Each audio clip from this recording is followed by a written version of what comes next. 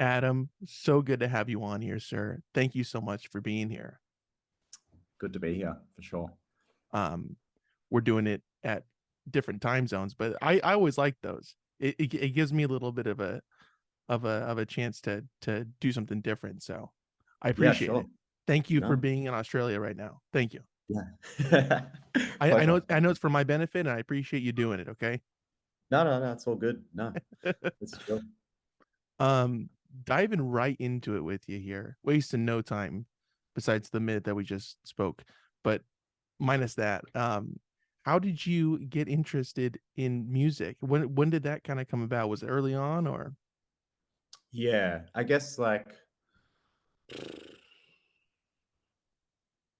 when I was pretty young, I guess like maybe when I was like 10, I started playing instrument. I started playing piano, but um yeah, from there, this is the era of like, like a like you've got MTV over there, but we have like video hits and stuff like this in Australia, which was, so I'm just like waiting for my songs to come on, you know, and then, learning them on piano. And then I pretty quickly switched to guitar after hearing Hendrix, which is like a pretty common thing, I think, for a guitarist. Yeah, he was really good at the piano and yeah, and then it inspired a lot of people to pick up the guitar. I understand that, yeah. Yeah, yeah.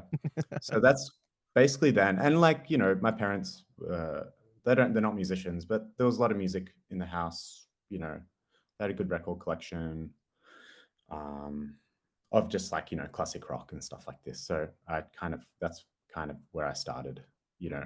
Um, I'd say it's a good start point.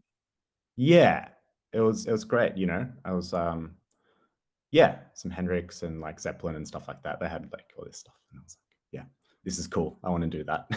That's a good introduction. And then yeah, and then like I got pretty like I knew I wanted to be a musician pretty early on, like, you know, pretty much like start of high school. I was like, yeah, this is what I'm doing. And got really into it, and practiced a lot. Just like, yeah, started playing with people and yeah. And then, got really seriously into jazz, maybe end of high school. And yeah. And dropped all And the other stuff. You said no more Hendrix, no more Led Zeppelin. yeah, It's yeah, Dave exactly. Brubeck from here on out, right? Yeah, yeah, yeah. Yeah, it's a common thing too. You turn into like a bit of like a jazz snob. It's like, "Oh, yeah, no, I just listen to jazz now," It's like, I just play, and yeah, which you kinda have to because it's like pretty complex music. So it's like, I guess you need to, yeah, be absorbed into it. So, Absolutely, right, right. um, Now for the folks at home that don't know, you are a multi-instrumentalist now, yes. and it started with piano and then you moved directly to guitar? Yeah, yeah. Guitar, which is still like my main instrument. I still consider myself like a guitarist, I think. Like everything I mean, other instruments are all filtered through that. Like, learning flute is filtered through the guitar, you know, because there's like, if you learn one instrument really well, you can apply it to anything really. Um, Right, right. you just have to spend time, with the like learning a new technique. But like, yeah, you can, if you understand theory and your ears are working and So, I mean, do you consider yourself always coming from this idea of from the guitar, and is it from a jazz perspective? Would you say that that's where those are your 2 kinda key points there? yeah, yeah, yeah. From a jazz perspective, yeah, yeah, yeah, yeah, definitely.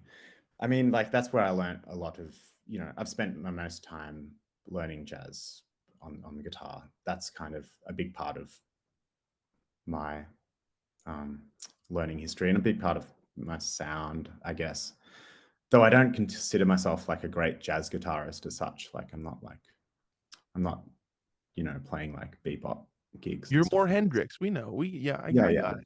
I still love Hendrix and everything like this. So yeah, I mean, as you get like, as as I passed my, jazz snob era, you come back to these things and you like open up and, and then you're like, oh, all music's cool and you can, you know, and not to deny like your past, so like, adding elements of that. It's all part of you, Right. Hendrix. Always continuously moving on and not Yeah. forgetting these other things that you've already surpassed. Yeah. Yeah. Love it, So Adam. yeah, Love it. I like what I'm hearing. cool. Yeah, I think it's um, important. Like all these good musicians I like do this, they're kind of like progressing, but they're also like looking backwards and not like, you know, yeah, that type of thing. Like Bill Frisell and stuff like this, he does this, you can hear his whole life in his playing and, all good musicians like that, Coltrane and stuff like that. It's like you can hear everything. I Yeah. would say so. Yeah. Yeah. Through his horn. Yeah. Yeah. Yeah. Totally. Loved his album Miles Ahead. That was a really good one of John Coltrane's. Miles ahead. Yeah. Yeah. Milestones as well. Yeah. Yeah. Yeah. Yeah. Yeah, no, yeah. Yeah. Forget about that one. And Yeah. Carnival. Yeah. Yeah, Carnival. of course. I mean, a staple, which he was on, but no, but Yeah. for the folks at home, we're kidding around. It's obviously Brubeck that we're referring to there with that discography, but and a little bit of Stan Getz. Uh, Yeah. has coming from this idea of like being able to play a couple of instruments, has that kind of opened your mind in terms of making it easier to expand an idea and hash something out through like different elements? Mhm. Yeah. I mean, yeah, totally. It's like, yeah, because there's this like, there's lots of things that you can't do on a guitar that you can do on a flute. And it also opens up the world, like, for instance, like breathing, flute, obviously you have to breathe to keep going. Whereas guitar, you don't. So yeah, that like feel that like it makes your guitar playing, it's like cool. It's that, let's try and make it have like a breath, that kind of contour, like a human breathing contour. And you think about that more after playing flute, but like any horn instrument, and then coming back to something that's not, it's more tactile. Right, right. It's Yeah, different parts of your brain. exactly. Yeah. But it opens up, yeah, for like composition and stuff like that. It's like, having that, if it's like percussion or flute or whatever, it's like, yeah, you can access these things that you otherwise couldn't, I think. Does that answer your question? I don't know. Yes, yes, I love it. Yeah. I'm with you. With developing ideas or like, oh, that would be interesting. Do you always gravitate towards the guitar? Is that mainly what you're kind of starting with? Or does it always Um, change? it changes. Yeah. Yeah. There's always phases. I can't really like, sometimes I'm in a big flute phase or sometimes in a big percussion phase. And, a lot of the ideas stem from something like that, like rhythmic idea that I'm working on or, you know, but yeah, it always changes. Mhm. What I'm in a stage are you guitar in right phase. now? If you don't mind Guitar. me I'm in a asking. Okay. guitar stage. All right. Yeah, yeah. So It's a good yeah, stage. and voice, singing. Thinking. A lot of ideas too, like singing. That comes mostly that really. Singing in the car, singing in the Right. shower, singing around the house, and you're like, cool, that's a cool idea, and you just sort of craft a song or something. Yeah. It's Walking interesting around that the you have house. all these different avenues to traverse if you wish. Like, it's not working out for this. Let me try it in this. Yeah, totally. Yeah, or you just follow whatever you're into at the moment. Like, yeah, I guess try not to force. Be like, I should be playing I should figure it out on the piano, or I should figure it out on the guitar. It's like just going with what I feel like doing Let at the it be moment. what it is. Yeah, exactly. Yeah. Right, right. So around a teenagers when your teenage years is when you're getting into joining other bands and such. Yep. Yep. Like high school bands, like just like indie pop bands in high school. Cause like, yeah, I was like pretty into blues and you're in high school and there's only a select amount of musicians that are, or musicians, so you're like, and they're like, oh, I've written these songs. You're like, cool, I'll play in this band. Yeah. But so yeah, it's like um but yeah, like a lot of high school time was just practicing and just sort of, you know, kind of getting ready for like for jazz school, really trying to, yeah. And that's where things changed a lot for sure. How did it change outside of kind of being being a part of like other people's uh ideas and in bands and whatnot? Did anything else have a significant shift during that time? Are you talking like high school time or like Yeah, yeah, around that era of joining other people's groups and whatnot. shift? Yeah, I don't Your know. jazz time, if you will. Yeah. There was a big shift. I mean, it's just like meeting lots of people that are, like-minded in the community, and working with them. And it's like, still, it's the thing that I do, like a lot of experimental music and stuff like this. And um, yeah, there's a big scene for it here in Melbourne. So yeah, you kind of meet these people and you join these like little one-off, improv shows. Sometimes they go for longer, sometimes they die, sometimes they don't. So it's like, yeah, you just kind of just, yeah, You're bouncing around. best bouncing around, exactly. And then you meet these people and you're like, oh, I've got these, tunes, or I want to start this, like, I've got this concept for like something or other, and then you get them together and record something or play some shows. And it's constantly evolving. I'm still kind of, I don't really feel any different than I did when like maybe like 15 years ago. I still feel like I'm doing the same thing. Which is good, right? In a good Yeah, sense, yeah. not in a okay. Yeah, it's good. Yeah. Just making sure. Have you always been in multiple bands simultaneously? Has that always been a thing that you've been doing? Yeah, definitely. I've always done, lots of different bands. I mean, like, Mildlife has been a big one for like, I think I joined that in like 2011. And yeah, so I've been playing, that's the longest group I've been in. But then around that time, yeah, I was playing in like lots of African bands, like Ethiopian jazz band, and like kind of like a Senegalese kind of thing. Um, yeah, like different African groups. Um, and that was big. That was big for me. Yeah. Um, and there's a massive scene for that music. Yeah. So yeah, lots of that, and then lots of improv groups, which I still do. Um, I feel like maybe I do too many things, but trying to juggle it. Yes. Yeah, is it difficult to be balancing these obligations within music? Yeah, it is. Yeah, very. Um, yeah, but it's like you want to try and be open as possible to that, because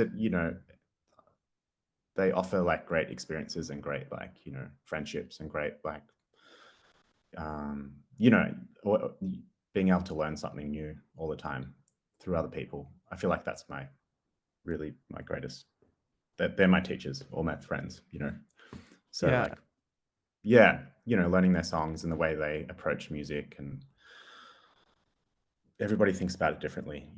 And then, like, as I get older too, I'm like, I think earlier I was like more like, I maybe thought I had more of a vision. Or I wanted to get that across. And now I'm more into what other people think and just try and fit my world inside that, if it's, working with them. yeah. Yeah. That that must be tough to kind of find where that lies within the certain relationship that you're corresponding to at that moment, whether it be with one a jazz fusion band or an improvisation band, Yeah, totally. Yeah. right? Yeah, definitely. Yeah. Is time management, is that also the biggest restraint for these types of things? Time management. Yeah, for sure. I mean, I still feel like I have a lot of time for it, but it is hard. It's more less about less about time management, more about just like flipping, because you got to flip your mind into like different perspectives all the time. It's like, now I got to do this thing, work with this person. Now I got to like try and, your mind might be more in this like loose improvisatory kind of way, and then shit, like I got to play like some like, More Senegalese structured music. stuff or Yeah, or whatever. something that's really rhythmic and like on and play with these musicians that are like a lot better than me at that music. And then, and then like try to like conjure something up and make it work. That's the Does it hardest thing. It's that flip. And right? then back to Mildlife and trying to like, oh, cool, now play like this or have that perspective, that's the hardest. Have you found that it's easier to go from a kind of a free form thing into a more structured thing, or vice versa, or is it just equally as difficult for both the Equally. transitional phases? Yeah. Yeah. It's equally as different. It just depends all where my mind is at the time, you know, Right. like So you started structure. It's like, okay, these are all structured bands, yeah. and these are all free form bands. Yeah, Smart, yeah, smart exactly. way to do it, Adam. I can't Yeah. blame you for it. Yeah. Yeah, Uh, totally. what is it like overall, though? Kind of still exploring these different sounds and in collaborations with other people. Is that I mean, it seems like it's very beneficial, and there's more of an upside to it than anything detrimental. Mhm. Yeah. I mean, yeah, it's total upside. I think I still find it like very challenging, you know. I rarely feel very like properly comfortable all the time. So, especially in like an improv setting, it's always, that's the biggest learning thing. I guess like just because that music lends itself to, I mean, there's just so many possibilities that you might be playing a show and then it's like, what do I do? It's like, because I could do anything. And it's like, okay. And then you just sort of, you chill a bit and then you listen to what other people are doing and you're like, cool, okay, I think I can add something here. And people like to be interacted with in like different ways. So it's just like, it's hard to like really know what the right thing to do is. So you just kind of got to, listen. It's kind of just like having a conversation, really. You're just, I try to think about that a lot. It's like, how do I like to talk to people, in person, like, Right? What is the like rhythm we are of doing. that, or what subject matter? That could all be transcribed into what you're doing Yeah, totally. at the time. Is that uncomfortability? Is that kind of needed within music? Not maybe not all the time, but in some of a sense, to be like, Yeah, I'm a little bit uneasy, so let's see how this pushes me, maybe, or yeah, for not to put sure. words in your mouth at all, but just so Yeah, I for know. sure. Th- Yeah, yeah, That's how yeah. that's how I play it on the bass right now. That was me doing my what I would do on the bass, Yeah, yeah, converting it yeah, into yeah. a converting it into a conversation. I took a page out of your book, Adam, and I appreciate Yeah, you yeah, telling me it. Yeah. yeah. Yeah, I think it is. I mean, that's how you learn. It's just like these uncomfortable situations. And when you practice, it's like, it's like, what is, finding these things that you're struggling at and try to like come from a new perspective and try and make sense of it. Yeah, I guess like, yeah, like, I played a gig on the weekend with some people and yeah, it was an improv thing, but it's like some, people I haven't really played with that much. Um, and yeah, and it's like, how do we kind of converse, and we have a conversation in our, English language. We're talking to each other, blah, blah, blah. And you like try like, cool, this person kind of has this character and stuff like this. And try to bring that into the actual music Oh, form, sure. like I'm translate sure it. that that bleeds through Totally. personality wise. Yeah. Personality wise. And it's how people kind of like, it's, yeah, you realize like, it's funny, like how people's, personalities, how they like talk to people and how they act, or just who they are as a person translates into like they're playing. You're like, cool, this person is pretty quiet and reserved. You probably just, just need to like, just be with them, not do anything too crazy to like throw off their vibe. Right. So Right. yeah. But yeah, Good. it's always learning, uncomfortable Right. learning. That is the That's the thing. That's the key. Um, do you sometimes feel uncomfortable when you are comfortable playing? If that makes any sense. I mean, not to not Uncomfortable while I'm not to throw you comfortable. for a riddle there, but yeah, Does it make me feel uncomfortable being comfortable? That's the question. that's a proper way to say it, Adam. I didn't say it that way, but yes, that is what I meant.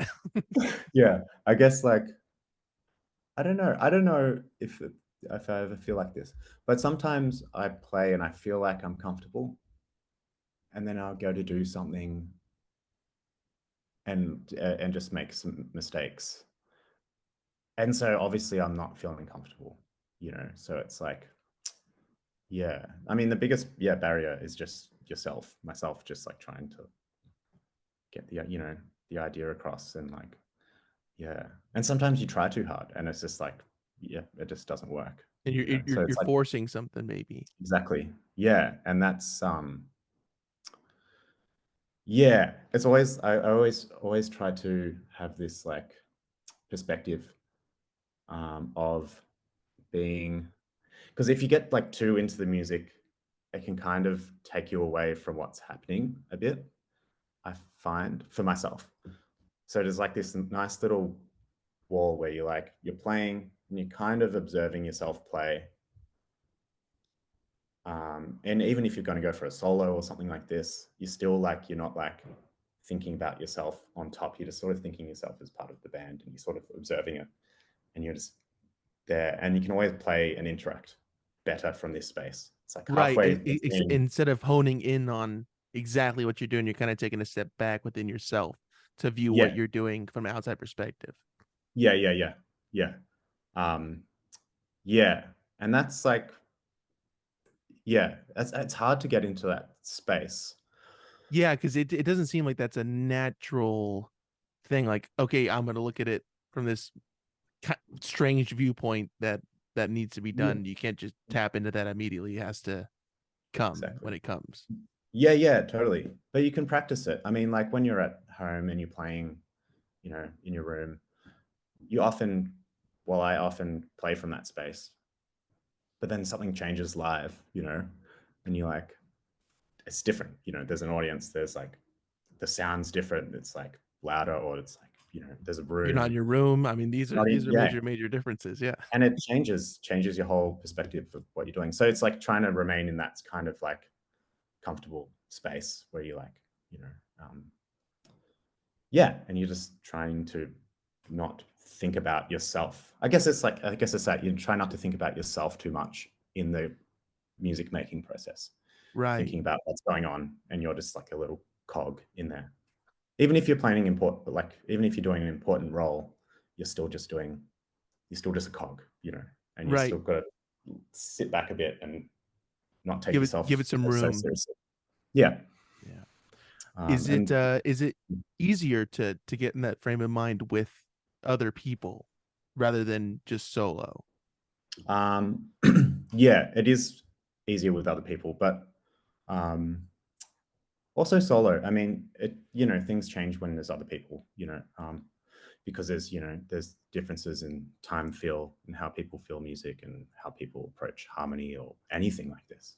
So it's like that changes, massively. So you can't really bring that stuff. You can't bring your licks from your bedroom to it doesn't really work. Um, so yeah, you got to just be listening and yeah, It's a very it's circumstantial exactly. situation. But the main thing is just being able to play. You want to play with people, you know, a lot, and it's like, um, yeah, I feel like people used to do this more a while ago. They have their like people, and then that's their thing, and people they understand how each other thinks about music, their time feel, everything, all these elements, and they can play together really well. But when you start playing new people, that changes massively. So it's like, yeah, not to say you should just stick with the band and do the thing, but it's just also No, being, that's what yeah, Admin's open. saying. Just stick with like three people. That's it. Do not Yeah, expand anywhere outside of doing on. that. That's it. Yeah. Find your place and stay there. Be comfortable. Yeah. All right. Yeah, I understand. yeah. I'm with Don't you. stray. Mhm. Don't stray. Yeah. Um, Yeah. Is it how often or how long does it take you to be like kind of getting a read on not just the people that you're playing with, but the room and the feeling of that one show? Mm. Is it pretty and I know I'm kind of asking two different things, but let's start with the people first. How many times do you kind of have to be in a room with them playing music, getting to know them verbally? How long does it kind of take you to usually get a read on somebody that you're playing with? Yeah.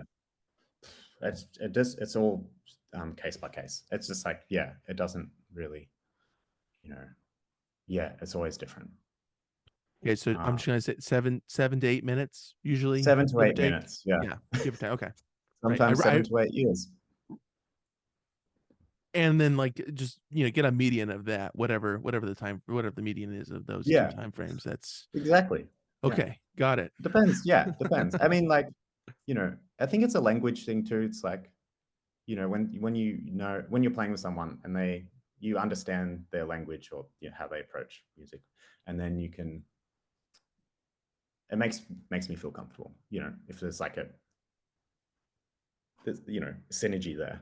Right, Um, right. How many bands are you currently a part of at um, the time of this recording? right now I'm part of 3 bands. Yeah. So Mildlife, and I hold Lion's Paw, which is like an improv group, and I guess like my own project. Actually, four, and yeah, this kind of newish band, which is kind of a collective thing, which has Phil Stroud, like a drummer from Melbourne, and Sui Chen and stuff like this. And we're kind of just bringing ideas and kind of people take turns of leading, and it's just kind of like this group.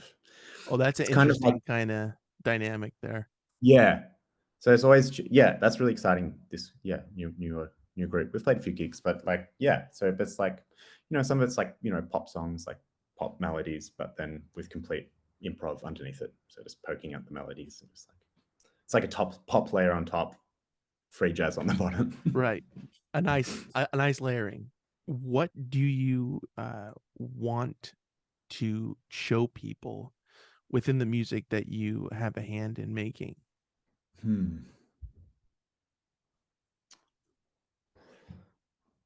I guess it's a good question. It's a very good question. I appreciate it. Try to get one per Hmm. episode. So I guess, yeah, I guess like individualism, because that's really the only thing that anyone really has, I think. And it's like, and I think like any good musician can or is tapping into that as much as they can. And that's what they want to show. I mean, that's what's important for society, I think. The musical society, or anyone who's listening to music, is you want to hear something that's individual and sounds true to what they are. Um, not trying to follow a trend, not trying to, yeah, or sound like someone else, even though that's, hard too, because everyone has inspirations. But yeah, I guess that's the main thing, um, aim for something that's like sounds fresh and new. Um, but that's super difficult, to do. And a lot of people be like, hey, might be like, that just sounds like this. But that can also be like, a form of individualism. I think that's, yeah, that's the most important thing, um, to show people in music. Yeah. is that what? Nothing, yeah, Yeah, nothing in particular about music in general, but just like the individual spirit, really. gotcha. That's the most important thing. Yeah. Is that what you look for when you are listening to music as well? Yeah. Yeah, for sure. All my like, all my faves are all individuals, and they do their own thing, visionaries, if you want to call them that. Jimi Hendrix. Jimi Not a Hendrix. visionary, but that's a singular person. So yeah, I Yeah, understand. That's an individual. it's an individual. Yeah, He was an individual. Yeah. yeah, yeah. But Um, yeah, the human spirit, that's it, basically. I mean, as cheesy as that sounds, but it's like, I think that's the most important thing. I like it. What tends to grab your attention when you're listening to music, whether it be lyrics or the instrumentation of a certain um uh the instrumentation of a certain instrument, or Hmm. if that makes any Well, fucking sense. no, it does. Yeah. Man, it's like, I don't know. It just varies. I guess it's just like, I mean, like you can hear something when someone's being genuine, and vulnerable, or, you know, I mean, I don't care for chops, but I care for, yeah, someone, you know, being genuine. I think that's always the stuff that kind of pokes out to me, and um, yeah. But I listen to music from different, very, very varied music. So like, there's nothing, and I'm trying to think of a through line, but I guess like, yeah, it's just always someone trying to do something. People on the outskirts too. They're the interesting people. The I'm not talking underdogs. like outsider music. Yeah, not outsider. Even though like outsider music's great, can be great. But Outlaw yeah, country. I know that you're a huge fan of that, Adam. I know. Yeah. David Allen Coe, these kind of people. I understand. yes, Yes. exactly. You know Waylon what I'm about. Jennings. Yes, yeah, yeah, yeah, yeah. I know you cite him as a source quite often. Yeah, yeah, yeah, for Yes. sure. Yeah, yeah. I love the country. Hmm. Love that. I mean, Love who that West. doesn't? Who doesn't love that Western sound? Going back to this that we kind of touched on a little bit earlier. You mentioned that you joined Mildlife in 2011 ish, Yes, yes, something around there. Yeah. and that was what was that when it was kind of being developed? Yes. Yeah. So like, I think, yeah, I joined, and then maybe for like, what was it? Maybe for like 7 years, we probably played like maybe like 20 gigs, maybe. Sometimes a year would have like one gig in it, you know. But we'd rehearse a lot, and be writing and jamming pretty much every week. Um, yeah. So that was pretty much, I mean, the sound of Mildlife owes itself to that period a lot, even it's changed a lot since then. But yeah, it got established in that 7 year period of I mean, just that's a playing. long time to be Mm. hammering out and figuring out where everything lies. Yeah, totally. I think it's an important thing to do because there's like, there's so much music in this world, it's oversaturated with music. There's so much music. So I think it's important to like, you can play with whoever, but like have a group of people and try and find a sound together, and however long it takes is, yeah, and just try and, and no pressure of playing gigs or like making a release or anything like this. Yeah.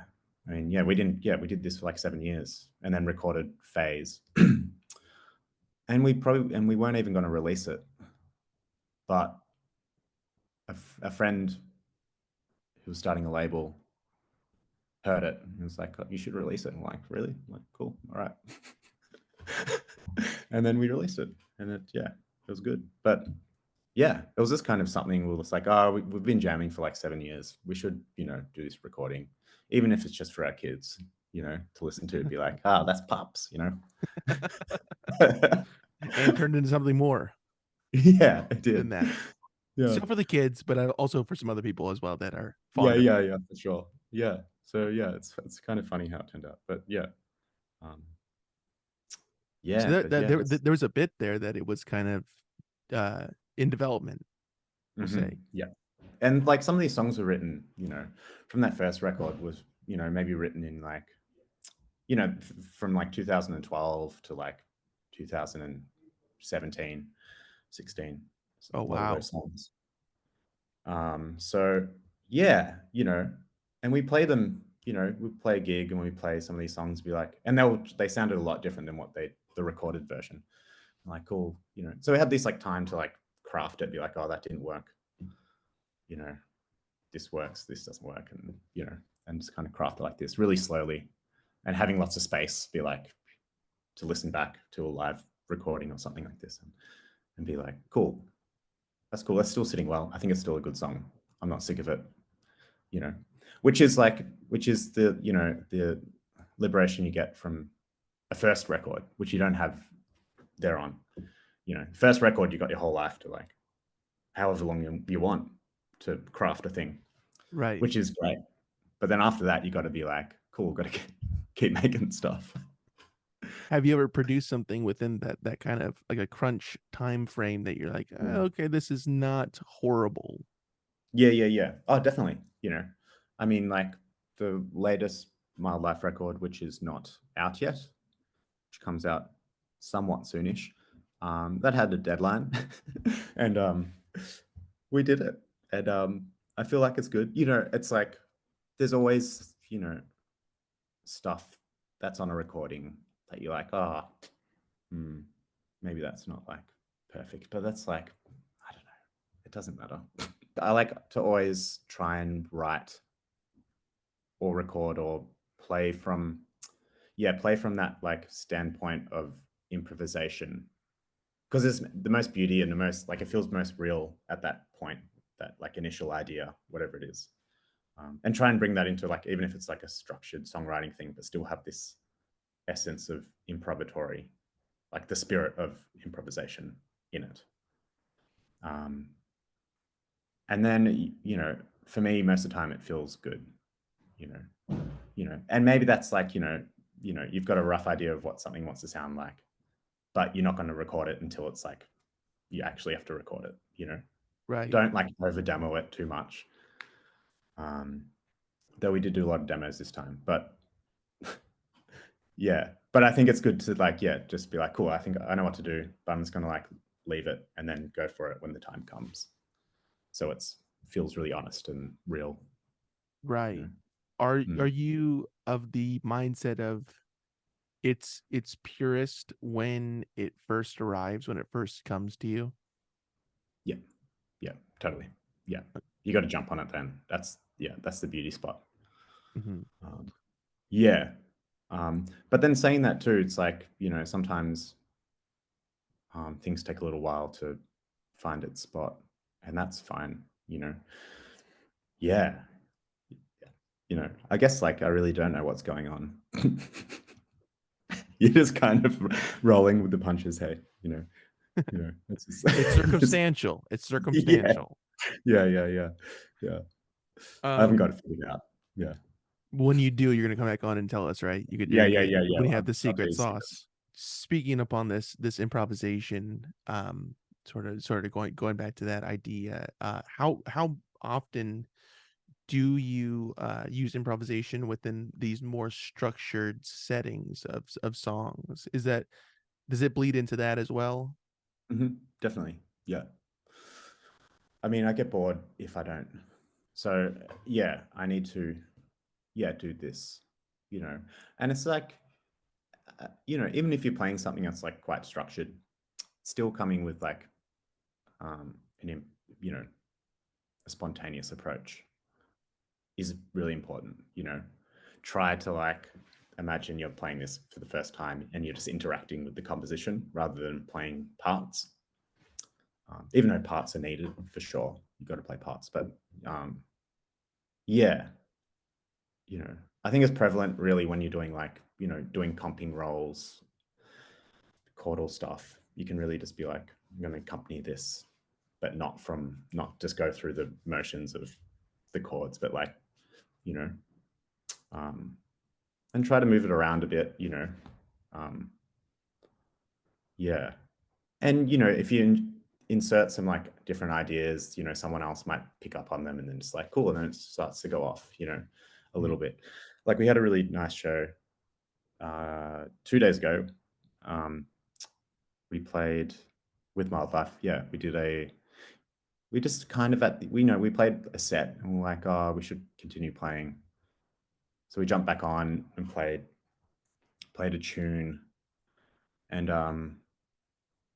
then I just like started playing a part of another tune, and it was at the complete wrong tempo and everything like this. So it was like really, it was way too fast, but it worked. And then we kind of figured out how to do it, and we just kind of just did this massive jam for ages, and then eventually got to this song, and it worked, you know. And it was kind of a bit like, you know, maybe it was like a little bit stumbly, but it was like it was beautiful. I feel like Mhm.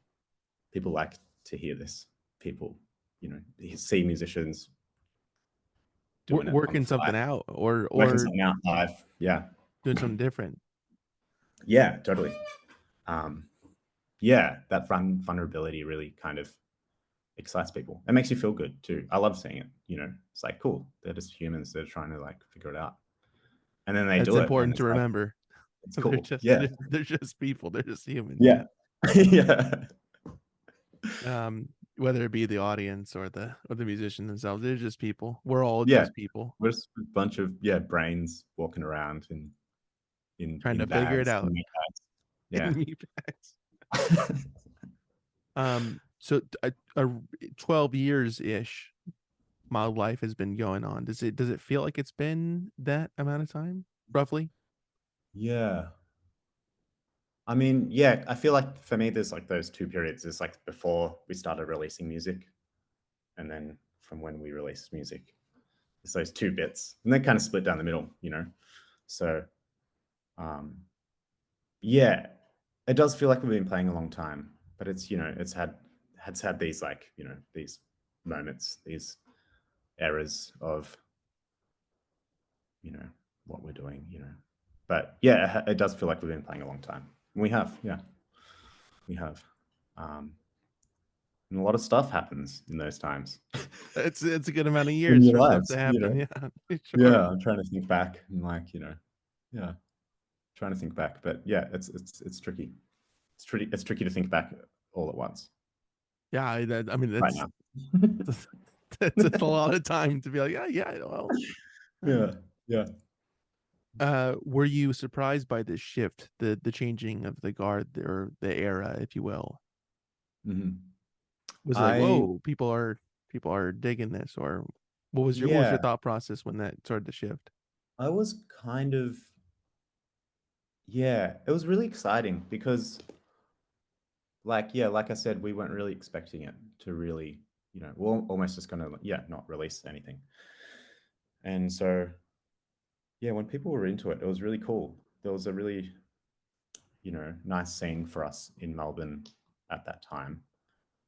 There still is, but you know, when there's like a new band, there's always like, you know, this hype, you know, around it, and it's nice. It's a nice thing to be a part of. But yeah, it was interesting. You know, it's like, you know, getting to play like all these shows that, you know, we have this festival called Meredith Festival here, which is like kind of like it's the festival for Australia, and we got to play that, and it was like had a great time, and that's kind of like a little tick. You know, it's like cool, we got to do that. It's like was never expecting to do that, and yeah, but yeah, it was really strange. It was strange, but then it also I was like I felt really I did also feel pretty confident with the music. I was like I feel like this is good. It's the right time, and we're doing the right Yeah, thing to be in yeah, this that's right era. time. Yeah, yeah. Like even though we wrote those songs like, you know, 6 years pretty much before it was released, um, it still had, yeah, it felt like the right time. Um, you know, because there was a kind of yeah, I mean, slightly off topic, but there was like a slight shift in like, you know, because like, you know, end of 2010s, you know, we're kind of like start of Mildlife. We were kind of like inspired by that, like, you know, like what do you call it? Like electro, um, you know, that like indie electro stuff of that era, like of like Caribou and things like this, Right, right, Animal right. Collective. So AC/DC. Mhm. we kind of come out of that, and we're like, cool, we don't want to really want to do that thing anymore, and want to do some more like, you know, I guess like cosmic vintage stuff. And so there was like a blend of those worlds of like this kind of like the end of that type of music, that Animal Collective thing, and then this like, retro futurism thing or whatever it is you want to call it. But yeah, so we kind of had this like, because we started doing that thing and then we got into this new era and had these like two sounds kind of crossfading. And then it was the right time to release something because yeah, I feel like there was maybe like an inherent, like people were kind of like, oh, this sounds familiar, but then it's also feels new. Um, and no one realized that, we've been playing for like, 7 years before it was released. So it is retro and new at the same time. Yeah, It totally. was So just it's not like, yeah, publicized yeah, sure. Yeah. until right now. This is groundbreaking right here. Yeah, until right now. Yeah. Yeah. So yeah, it was a really nice experience. And it's like, you always hear people like groups like, when there's like hype for like your first thing, it's a nice feeling. It's a nice feeling. Yeah. Was it were you surprised by it? Were you kind of like, whoa, we got some traction here? Or Yeah. did you perceive that something was gonna happen, but maybe not to this scale? I did perceive there was something going to happen. Mainly just because like um I don't feel like I don't want to sound cocky or anything, but Do but it, Adam. I um, want to hear it. I don't know. I just feel that at that point in time there was a lack of, or there wasn't a lack. There was a pocket of sound that people were into, but there was no bands really doing it that I knew of. You know, there probably was, but at that point, I don't think there was. You know, um, and then like that was like 2018 when I came out the first record. But then right at that point, there was like there was a few bands doing that thing. It was something everyone was kind of thinking the same thing. I think yeah, there was like New Guinea and stuff like that. They just released that record, and Maskovich Dance Band. It was like these bands kind of doing this like retro futurism thing. Um, yeah, and that was kind of it's interesting. It's like how the collective mind can kind of feel that there's something needs to happen. This is the Um, time to do it. yeah, yeah, yes. How does it feel to bring that kind of idea that you thought of in your room and then bring it to an audience Mm, of people and they're like, mm, oh, we enjoy this as well. How does that make you feel? Yeah, that is really strange. Hey, I guess, I mean, with Mildlife, it's different because like we write, it's all very diplomatic, and we write, it's all pretty much 25% each. It's all written together, each part, somewhat. Yeah. Um, so yeah, so from like the from the studio to live, it does feel strange. And it's like, some things connect better. You think they're going to connect, but then they don't. And you're like, oh, okay, cool. It's like, yeah. But it is interesting when you come up with an idea and then that's, you know, I'm just trying to think like, like, Kev came up like for the song, like Magnificent Moon, like the synth line in that. Um, yeah, I remember just being in the studio and we're just playing and then Kev just he's just like noodling around on the keys. We're just playing a disco beat and he's just doing this line. And like he's like, oh, what about that? I'm like, yeah, it's cool. And I remember like not I was like, oh yeah, that's pretty cool. and then it turned out to be like, yeah, people were really into it. And it was like so So like, it's this is like fucking awesome. You're like, oh, yeah, all right, okay. yeah, it's I like cool, yeah. read that one wrong. That's on Yeah, me. yeah, yeah. I mean, I really liked it, but I was like, yeah, I wasn't, expecting it. It's like, yeah. So you just like, I got no perspective Yeah, on but I this. mean, how you can't gauge it until it's out, until Yeah, people have heard it. Yeah, yeah, for sure. Yeah, totally. I like it. I like it. Um, moving into your own music that you're also doing because you're a man of many interests, many bands, many feelings. Adam, when did Freedom Lapse come about? When did you decide all right, maybe I should start working on my own stuff? I've been working on solo stuff for a long, long time. And I think, yeah, there was just a point where I was just like making stuff and I was just like, oh, and it was just never really going anywhere. I think this is like a lot of like, bedroom artists do this and they just make like hours and hours of just stuff and it just sits there on the computer and I was kind of sick of that. And I had like a little bit of a break. I'm like, cool, I'm just going to stop making stuff for my computer because my, this Just collecting digital dust. yeah, it's stupid. So I was like, oh, cool, I'm just going to have a break and then just stop recording and then just, practiced. It's, just played instruments, played in Mildlife, played with people, and that was really nice, just to get away from it. And then we did like a tour in Mexico and yeah, and I just had this like really beautiful time there. It was my first time there and it was just like really, really, really special people. Yeah, it was just an amazing experience. And just kind of like came back. And then at that point, I just kind of started listening to John Hassel and yeah, the album, what's it called? Power Spots or Power Spot and the album Flash of the Spirit. Yes. Um, was like mind blowing for me. I was like, oh shit, this music exists. And I was like, cool. And that like kind of like gave me permission to do something like that. And I was like, cool, that kind of exists. And then, yeah.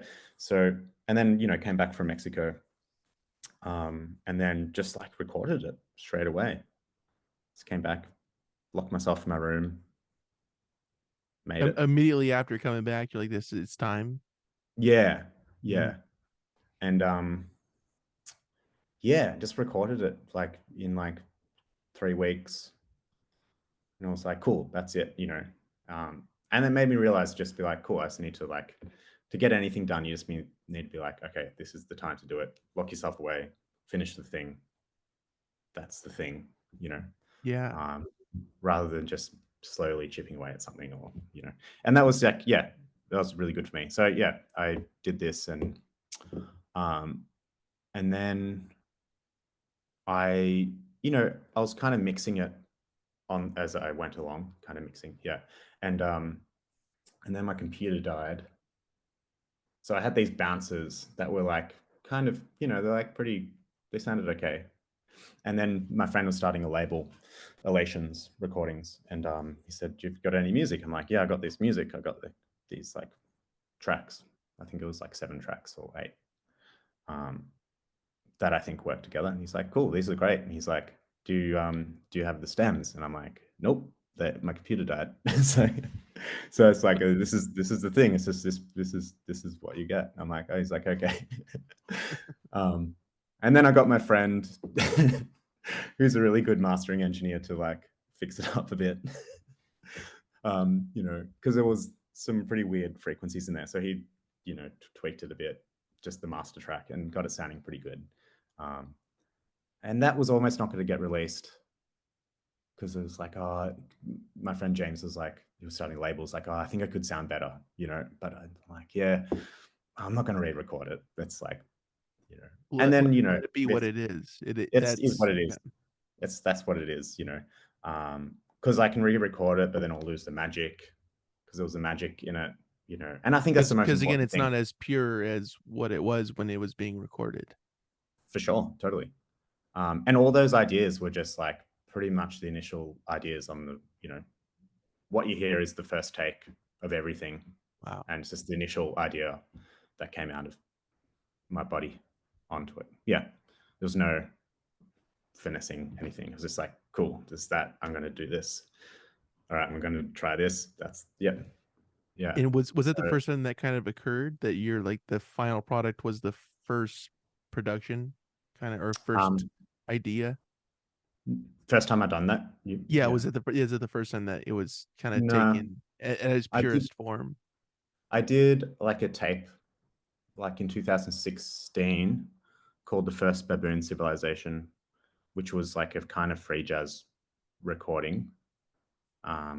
But I just kind of did all the tracks myself in the same sense. Like it's all first takes, just like ideas. And the computer didn't die that time, The or computer did not die, okay. which was great. I've got this, I got this bad thing of computers dying. And yeah. That is a horrible thing to have. Yeah, that's Yeah. yeah. But Um, yeah, so it survived. But yeah, so yeah, that recording, yeah, it Freedom Labs. Yeah, that's Freedom Labs. did you were you toying with the idea of actually putting something out, or was it just right place, right time, right energy to really pursue it and have it be free finally? Um, yeah, I always wanted to put something out, and it just was trying to find the right thing to do that I felt was genuine. Because I find myself, going into all these different phases. You're like, oh, I want to do this, and you'd be like doing like a jazzy thing, or like like a soul jazz thing, or it's like a free jazz thing, or it's something with vocals. And you're like, oh. But I felt like that was for me. I feel like it's a good, it's a good bedrock of what I want my music to sound like. So I was like, cool, this feels good, and yeah. I mean, everything I make has the intention of it coming out. It might not always be the case, but I want it to come out. That is the idea, though, is Yeah, that is the idea. at Yeah. least the initial idea is like, oh, that'd be interesting if other people heard this. Yeah. Do you believe that the ideas that kind of sparked that album were in the subconscious, that you were tapping into something that wasn't as in the forefront of your mind, or was it kind of like, I know where I want to take this somewhat, or a little bit of Yeah. both? Yeah, a little bit of both. Definitely subconscious. Um, yes, definitely subconscious. I mean, like listening to the Hassle thing, I had this like inspiration. I could kind of hear it before it was already made, in a sense, kind of. I could kind of hear the whole thing. Um, but yeah, and I was just playing with the idea of juxtaposition, pretty much. So have an idea. The next idea has to be from a completely different world, and try to make them live together. And then the next idea, if there's another one, or if there's another one, they have to stand alone as like different entities. Right. If it's the percussion, the bass has to be doing something else, and they're traveling along together, in Mm-hmm. different realities. That was the kind of concept in my head. Yeah. But then it's all feeling based. It's not really intellectual. There's no intellectual things about it, I don't think. Did the album feel different than the other albums that you had previously worked on with other people, with other groups? Did it feel differently because it was solely you, and like this is just and moving in a different direction? It seems like, at least mentally, of like, okay, this has to be different, like the layering kind of a thing. Aside from that, and it's just being your own personal project, did that have Mhm. a something to do with how it felt when it finally came out? Yeah. I mean, definitely. I mean, because you're just listening to yourself, which is, which is great, which is cool. It's like, you got full control of your own thing, it's but it's the beauty of collaboration is so great, because it's, and like as I get older, I realize how important that is. Um, yeah, to like try and understand someone else's idea and be like, cool, that's not what I would have done, but it works just as great, you know? Um, yeah. And yeah, solo recordings are interesting, especially when they're layered, because it's like, this person's having a conversation with themselves. Whereas like a collaborative thing, you know, obviously it's different, Maybe it's like Right. that solo recording's slightly like psychotic, It's all something. you. It's all whatever Yeah. you want to do. I'm not answering to anybody else. Yeah, totally. But Um, mm, do you feel like your experiences with other groups and albums and these kind of things, do you think that going back to the subconscious idea of this, do you think that had a hand in it in a certain way? for sure, totally. Yeah. I mean, like a lot of yeah, it'd be stupid not to think that it didn't. Like, I mean, like everything I do, has parts of Mildlife in it because we've played together so much. You know, Yeah, um, for like a couple of months, right? Yeah. yeah, for like a couple of months, like 2 months or something like this, 7 months, going on to 8. I mean, you guys are serious about it now. I think it's time Yeah, to we're thinking, actually, yeah, yeah. we're serious. Yeah. But definitely, like and we listen to lots of music together. So uh, I think that's a big thing. It's like Jim might be like obsessed with something. You're like, cool, that's cool, and then that integrates into subconscious Mhm. totally. Or like Tom's bass playing, is very, um, you know, I feel like you can hear his bass playing from like the first few notes. It's like, oh, that's Tom, And I like, um, a lot of yeah, my bass playing is inspired by his bass playing for sure. You know, trying, he's like a very riff motif bass player, does riffs, and that's like, a cool, just cool way to approach the bass guitar. Right. Um, and Right. then like on Freedom Laps, there's it's the same thing. It's like riff based motific bass playing. So Tom had a So hand in it. He was in there with yeah, you. Okay. exactly. Yeah. I should credit him more. Sorry, Tom. All right. Next time on the repress. Yeah, Special thanks. yeah, totally. Um, aside from this individuality that we kind of discussed earlier with it with that intention through your music, is there any other general idea that you try to keep within whatever band or group or project that you're working on? Is there any other kind of mentality that you try to keep throughout whatever you're working on at the time? Mhm. Um, just openness, really. Yeah, and not trying to intellectualize intellectualize anything too much. I mean, it's good to do this in the practice room for a bit, but yeah, I think yeah, like yeah, trying to keep as close to the magic because this, music is pretty magical. It's very magical. I like to feel like there's still mystery. I want to feel like there's mystery and magic. You know, Yeah, right, right. I want to try and bring that everywhere. I don't want to know everything, and I think it's fine not knowing everything. It's good being naive about certain things because, you know, even if you don't know, you know it sometimes.